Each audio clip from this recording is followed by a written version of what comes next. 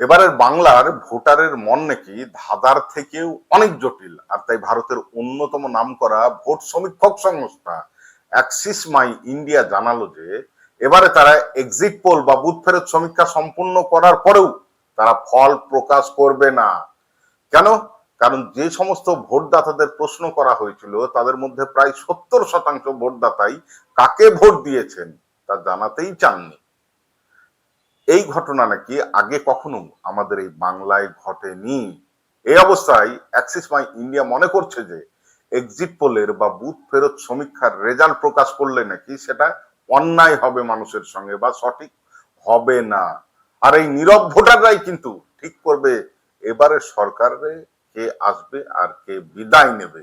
তবে এটাও ঠিক কথা যে এবারে যেই যেই সরকারে আসুক না কেন তারা কিন্তু ম্যাজিক ফিগারের থেকে প্রচুর সংখ্যক বেশি সিট নিয়ে ক্ষমতায় বসবে আমাদের রাজ্যে। এ ব্যাপারে কিন্তু কোনো সন্দেহ নেই।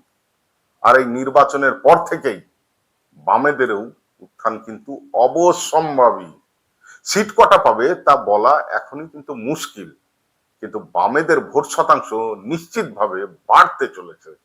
কোনো এক্সিট পোলেই কিন্তু এবারে বামেদেরকে একবারে গুরুত্বহীন মনে করেনি।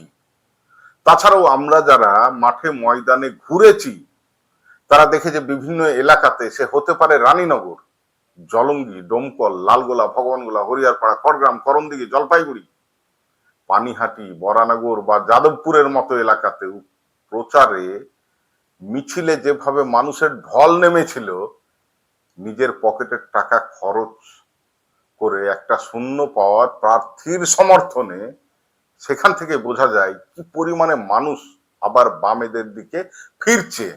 এখন আবার অনেকেই বলতে পারেন যে সিপিএম এর মিছিলে সবসময় লোক হয়।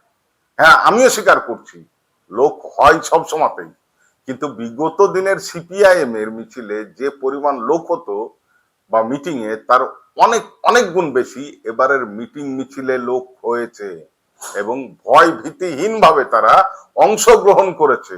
আর সবশেষে একটা কথাই বলবো যে এই সব মানুষদের কিন্তু ভয় দেখিয়ে বা টাকা দিয়ে বা মদ মাংসের লোভ দেখিয়ে আনা হয়নি। তারা সবাই এসেছে স্বতঃস্ফূর্ত ভাবে এবং এই সব মানুষেরাও কিন্তু সিপিআইএম আইএসএফ জোট প্রার্থীদের ভোটও দিয়েছে স্বতঃস্ফূর্ত ভাবে। তাই সিপিএম কর্মীদের বলবো, হতাশ হবেন না। আগামী দিন ভোট কাউন্টিং এর দিন শুরু থেকে শেষ পর্যন্ত দাঁতে দাঁত চেপে লড়াই করে যেতে হবে। আগামী দিন কিন্তু বামপন্থারই। আজকে এই পর্যন্তই। প্রত্যেকেই খুব ভালো থাকবেন। ধন্যবাদ।